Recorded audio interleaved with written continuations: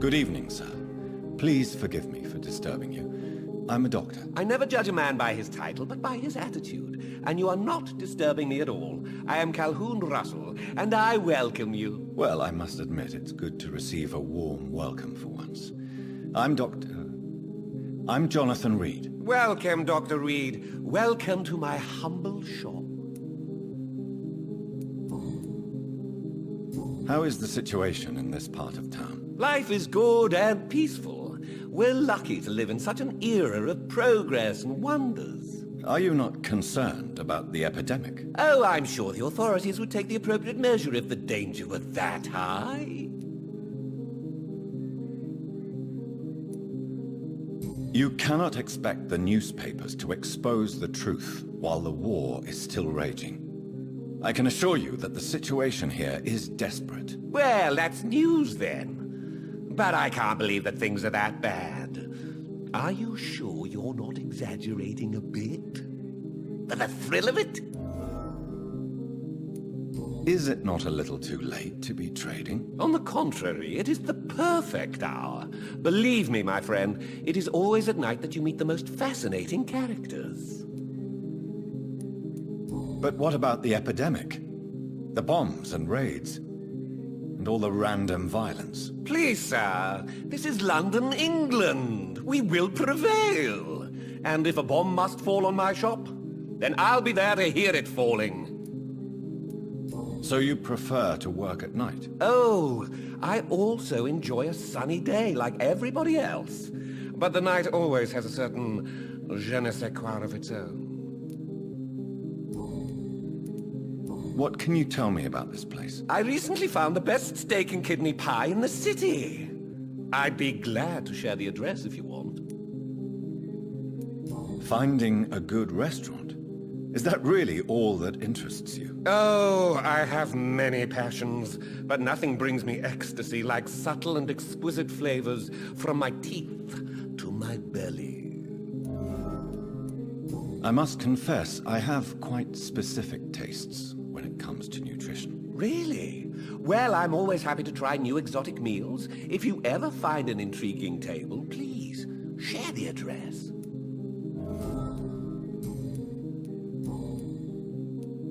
Do you have any family nearby? Not since my parents died. I'm London's lone gourmet. Really? But you seem to be such a pleasant and sociable fellow. I'm afraid the real hedonist has to be sometimes. I discovered ecstasy as a solitary pleasure, but it does not mean it can't ever be shared.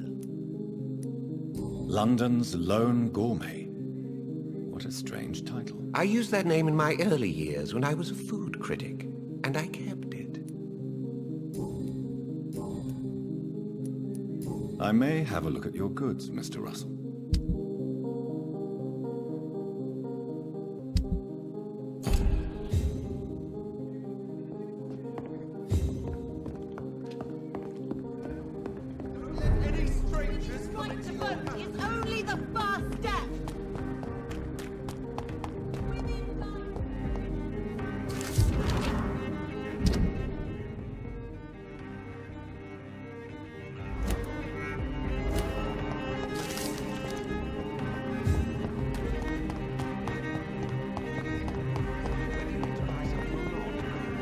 Remember! Good evening, sir. May I have your attention, please? Come on, Johnny. Don't you recognize your oldest friend? Clarence. Clarence Crossley. How are you?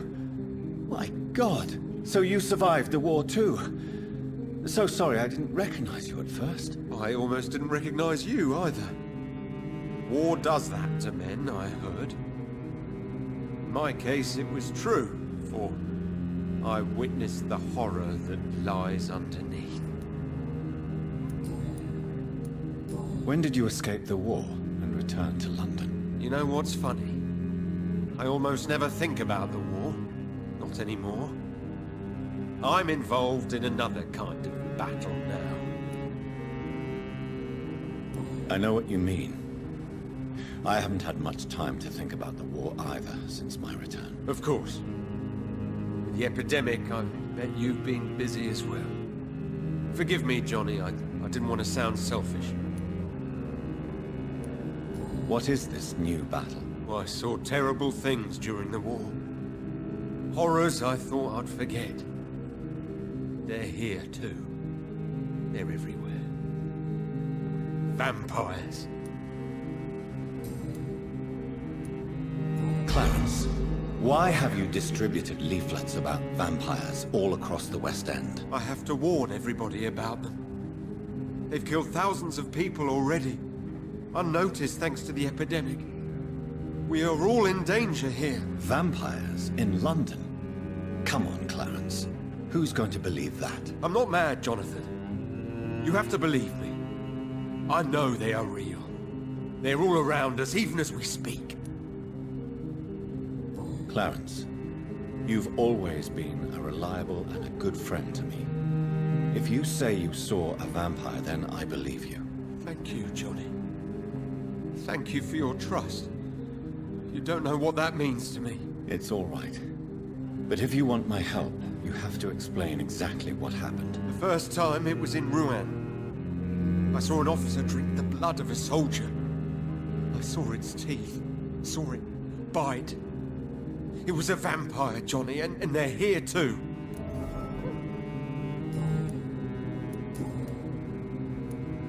Tell me what you have discovered about vampires, Clarence. They've always been here. And if you search for long enough, you realize others know about these devils too. I'm not alone. Have you shared your research with anybody else? No. But I've published my leaflets all across the city, hoping that someday someone will realize I'm printing the truth. What do you mean you're not alone? Who have you met? The Guard of Prewin, the Brotherhood of St. Paul's Stole, Ichabod Throgmorton. Those names always pop up when you dig deep enough. Have you spoken with any of them? No. With the quarantine, it's almost impossible to leave the West End. But as a doctor, maybe you could, Johnny. Are you asking me to help you prove the existence of vampires, Clarence? Yes, Johnny. Please, gather all the information you can find about vampires and bring it to me. You're the only friend I have left. I need you. Clarence, tell me about the vampire you saw in France. I was enjoying my leave in Rouen. I left the bar, took a shortcut back to the barracks. I saw it in a back alley. An officer in a stained uniform, biting into a soldier's neck. But you were drunk, weren't you? Are you sure these two men were not just kissing? Please don't insult me, Johnny. I hid, and I saw him leave. Then I saw the body, drained of all blood. I've seen the same marks here in London since I've returned. Did you ever see that officer again? No. He wore the uniform of the Royal Warwickshire Regiment. I did some research, but found no trace of him. He probably stole it from a previous victim. How is your wife, Venus? We've spent so much time away from each other. And so many things have happened. But you're alive. You returned in one piece and you have a family. How many soldiers can say the same? Believe me, it's not quite that simple. Unlike you, I'm not the man I used to be. Is everything all right at home? Surely Venus was relieved to see you return from France in one piece. Have you forgot what people are like in this part of town, Johnny?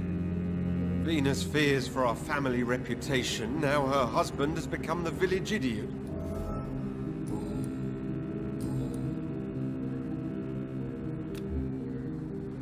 You need some rest, Clarence. You should try to sleep.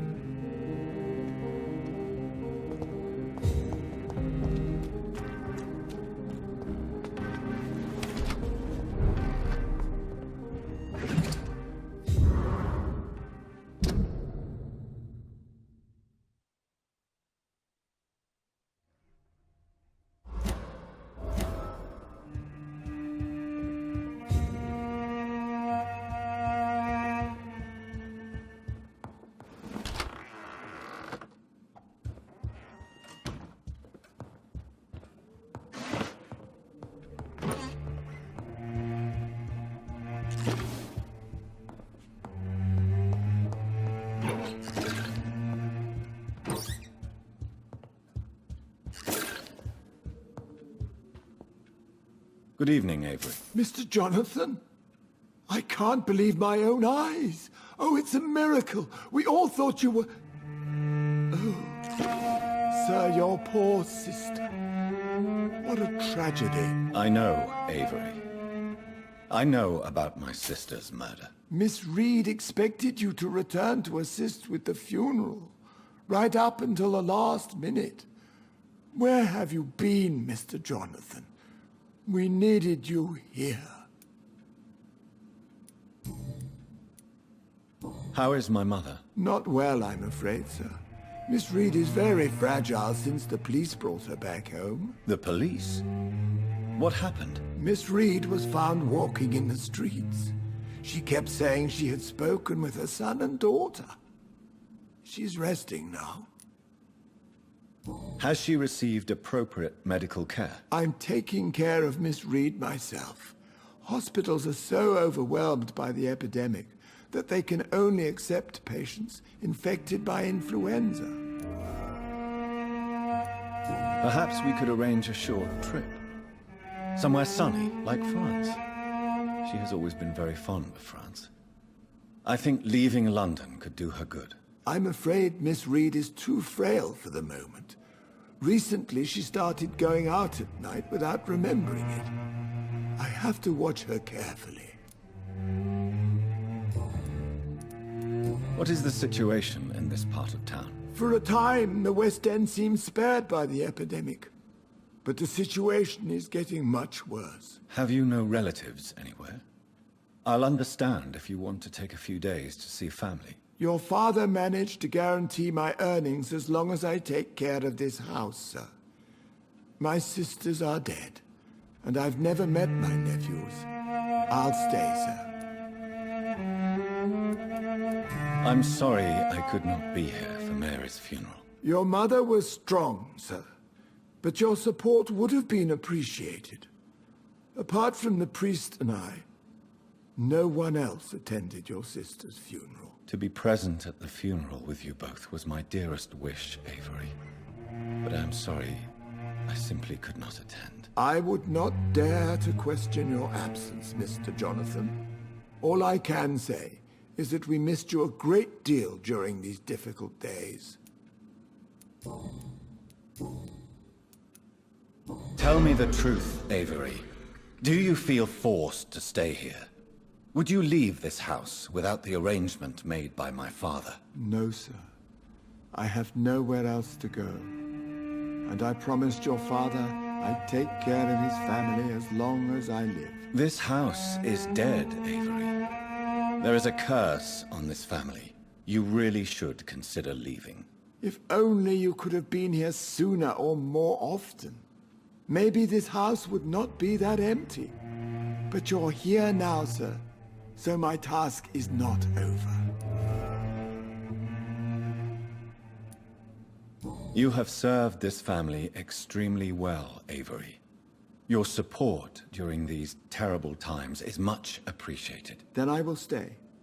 All I ask is that you take care of my own funeral if I die before the end of the epidemic. No mass grave, please, sir. Do you really think I don't take enough care of my mother, Avery? Yes, I do, Mr. Jonathan. You clearly have something more to say. Speak your mind, Avery. I know you work hard to help the sick, but what will you do once the epidemic is over?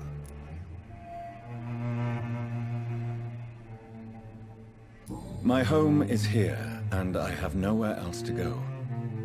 But this house will need some improvements if I move here.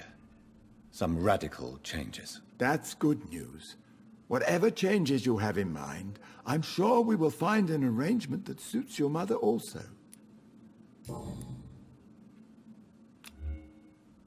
Goodbye, Avery. Please watch over my mother until I return. Of course, Mr. Jonathan. But please return as soon as possible.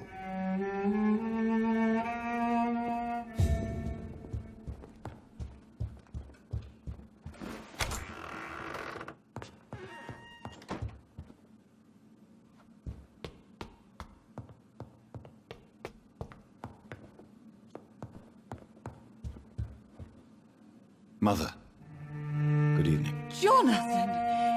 Is it you? Where have you been, my prodigal son? I'm right here, Mother. I'm finally home. Yes, but this son of mine was dead and is alive again. He was lost and now found. But where is your sister? Where is Mary? Mary? She is gone, Mother. I know she's gone. The question is, when will she return as you have? I miss my grandson so much. It's been days since their last visit. Mother, do you know what's been going on in this area? Not really. I don't go out much due to the epidemic, and when I do, I tend to get lost. What do you mean you get lost? I hope you don't go outside alone. Of course not. When I go out, your father always comes with me, but he leaves me there sometimes, and I have trouble finding the way back. Tell me, Mother, how are you? All alone in this big house with only Avery to take care of you. I'm sad most of the time. Sad that you have left me here alone. Sad that you don't tell me when you come or go. I'm so sorry, Mother. It wasn't supposed to be like this. I was coming home. I was home. London, the Thames, and then it happened. What happened, Johnny?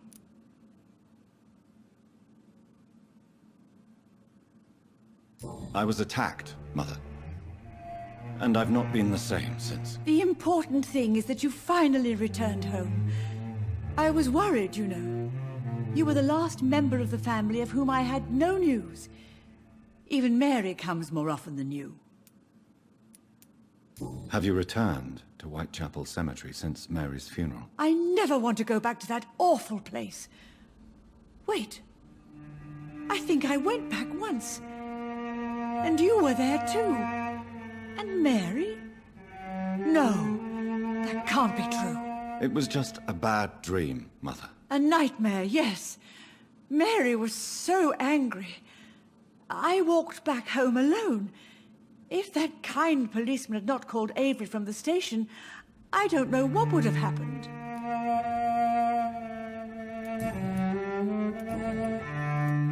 Do you need anything, Mother?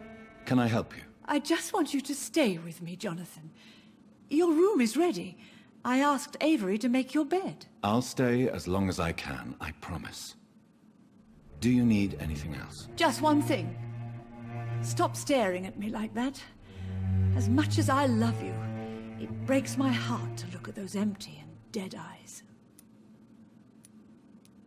Are you working on a new painting? Not recently. I have trouble focusing on my subject, and my mind quickly drifts. It's the same thing when I try to write poetry. I recently met a talented painter with an excellent technique. I wish you two could meet. I'm sure you'd like her. I'd be glad to meet her. What is her name? Is she famous? Is she dead too? She's not famous, and her name is of no importance. And yes, she is also dead. The important thing is, I hope you two get along. If she ever fancies meeting your mother, I'd be glad to welcome her into my home. Do you think Avery is right? Do you think I should take better care of you? I don't blame you, but you abandoned me, son. A mother should not survive her children. It's unbearable to know you're not here anymore. I know I have failed you since I returned. I even watched you bury Mary from a distance. From now on, I will protect you. You have my word. You don't have to apologize to me, Johnny. Do you think I did not notice how much you have changed? Have I changed that much, Mother? Am I still your son? You are still, and you'll always be.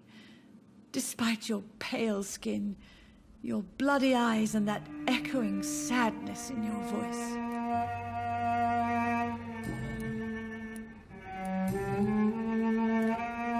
Why do you say Mary is visiting you, Mother? You know that's impossible. Why should it be? Are you not standing in front of me right now? Why should it be any different with your sister? But Mary really is dead, Mother. Yes. And are you not dead too? Isn't your father dead? And my grandson, and my son-in-law? You're all gone. But you all still visit me from time to time. But I'm not dead, Mother. I'm really here, talking to you, trying not to cry. Oh, it breaks my heart to have to tell you this. But of course you're dead, my darling boy. Just look at you, as pale as my Mary.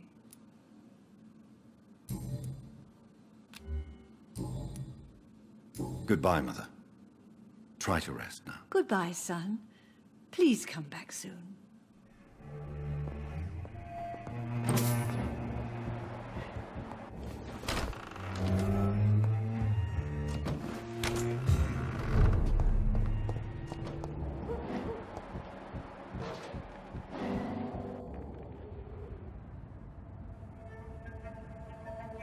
Your father and I have spoken about your fiancé, Mary. We believe he'll be an honorable husband for you. We'll set a date for the marriage then. That way, I'm sure one of my children will give me grandchildren.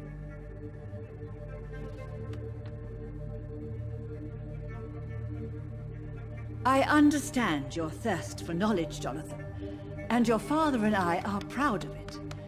But you are not that young anymore, my son. When will I meet your soulmate?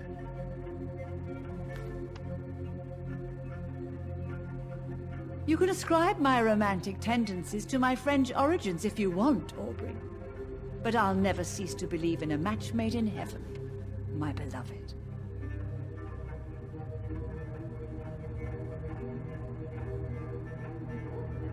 I really wish you could meet her, Mother. You would love her.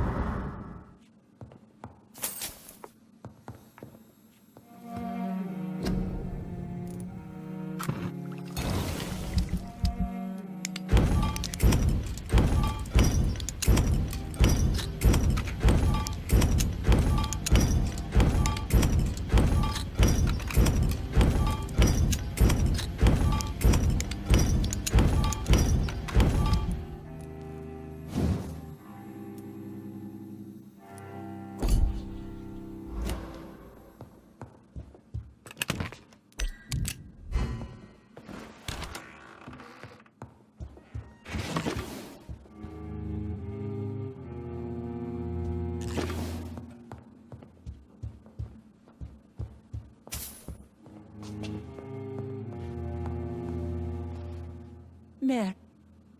Hello again, Mother. Jonathan, back already? Good, good. I was just about to go outside to find you. You shouldn't stay away for so long. Do you really see Mary and Father? Do you also see me as one of the dead? Yes. For many years, it was just a game. Since your father left us without a word, I took to the habit of speaking to him. Yes, I remember. I sometimes spied on you and listened to you talking with Father in the garden. It made me so angry then. But it was just a game, wasn't it? Yes, it was. But since then, my poor dead Mary visited me in my room. She led me to her grave, and there you were. I now know the dead can haunt us. I'm so sorry. You did not deserve to endure this. Mary should never have done this to you. That's true, my son. But you know what the worst part is? I liked it when Mary spoke in my head. Now she is silent, and it makes me so sad. Should I leave you alone? Just ask, and I swear you'll never hear from me again. Oh, no, Johnny. You're always welcome in this house. And one day, when I finally die, we'll all be together again, just as Mary promised us. Goodbye, Mother. Try to rest now. Goodbye, son. Please come back soon. Mary? Oh, my dear daughter. How are you tonight? How is your sister? I remember Sunday walks in the park.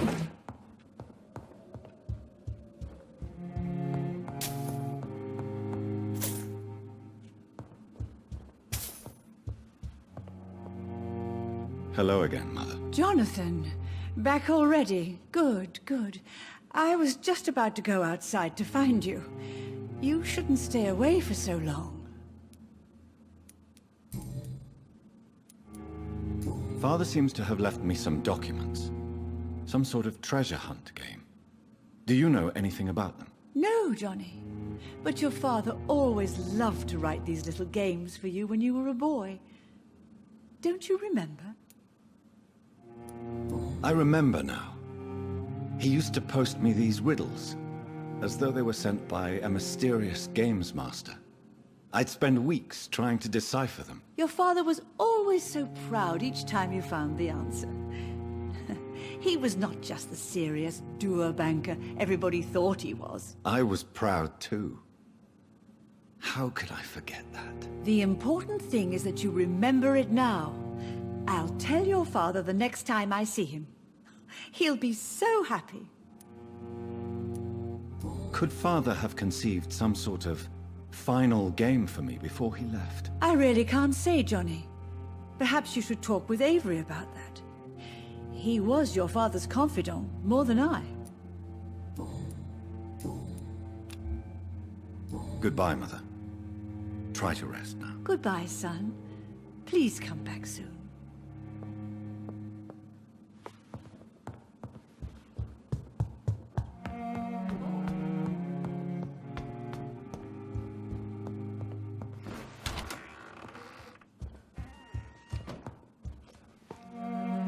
Yes, Mr. Jonathan?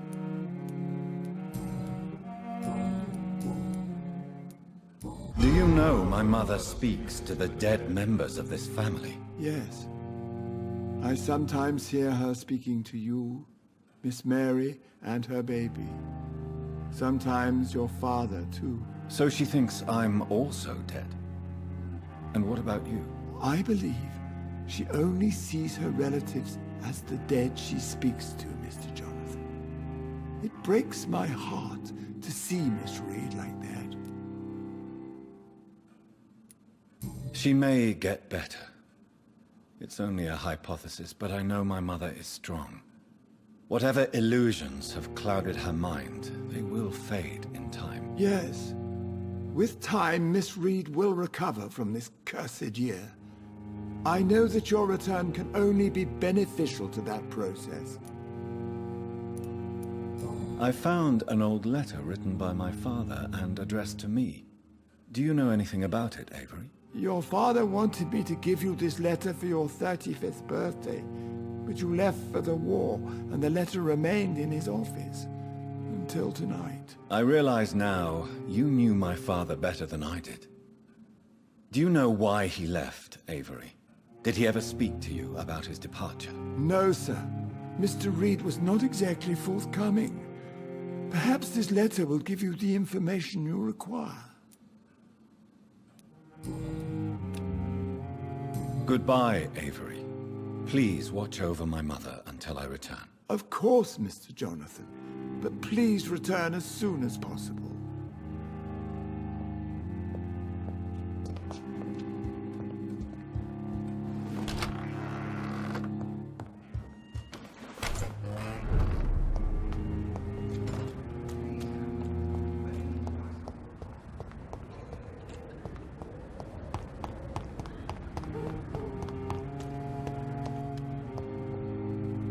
Good evening, old chap.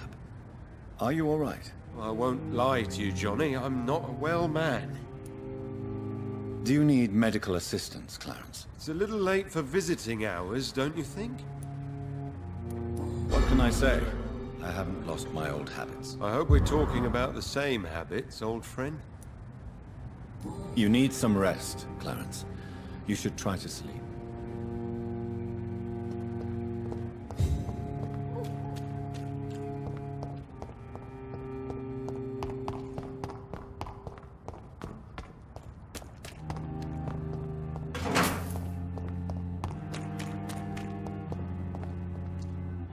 Good evening, miss.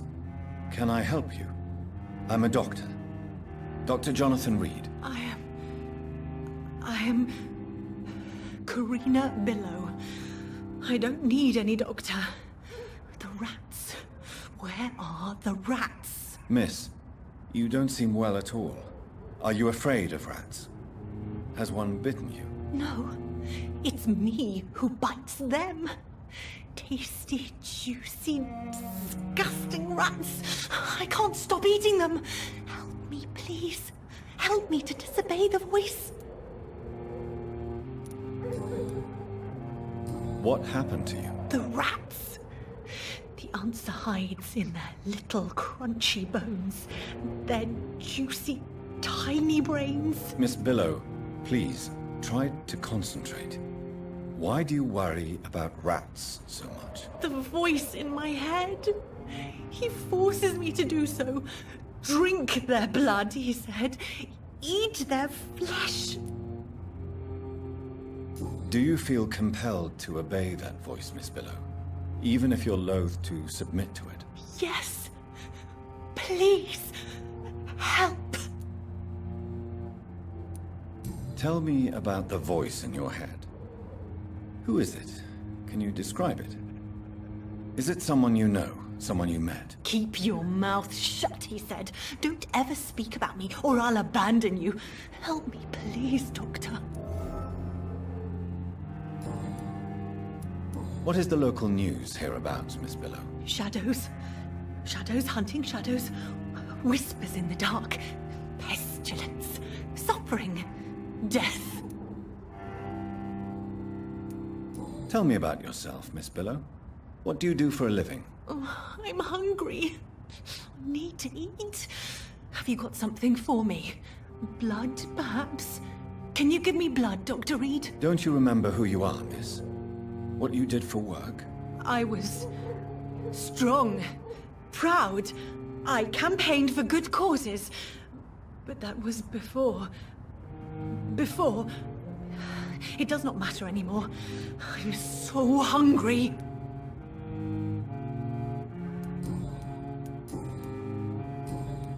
I must go now. Goodbye, Miss Billow.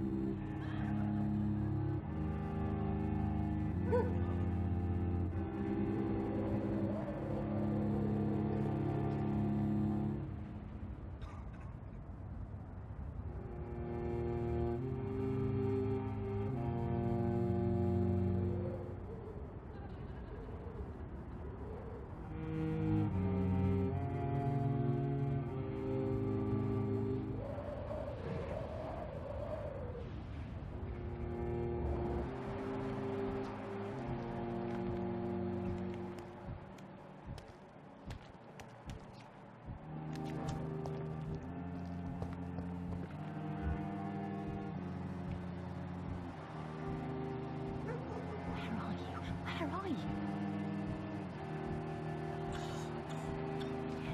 Eternal life, fresh, warm blood. Where are you? Where are you?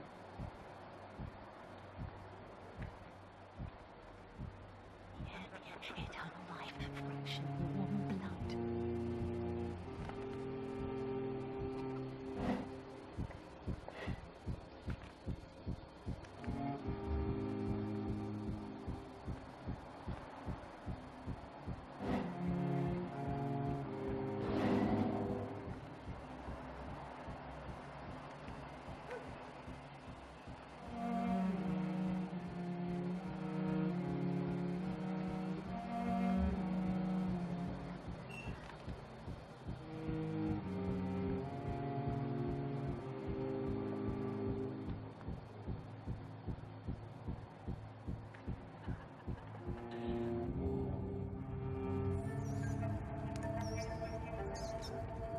You make me sick.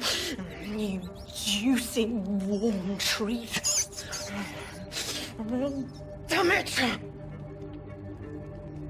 Oh my! What have we got here? A dead rat. Oh, so gross. So tempting.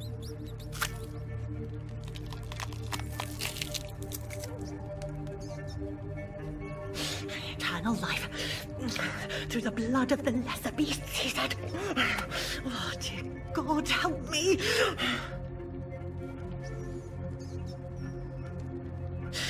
Save me, for I can't stand what I've become.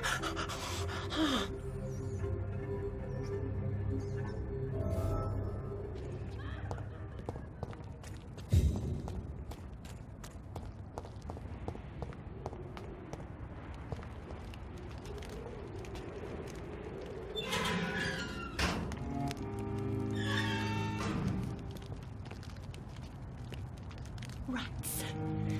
Tasty rats. Those clever rodents are cautious now. They won't approach. Why do you eat rats, Karina? Their flesh contains the path to immortality. I have to eat them all if I want to live. Help me. Please. Make it stop. I don't know if I can, miss. You have been tricked, forced to play a disgusting game. I don't know how to save you. Kill me then, Doctor. Take my life. I beg you.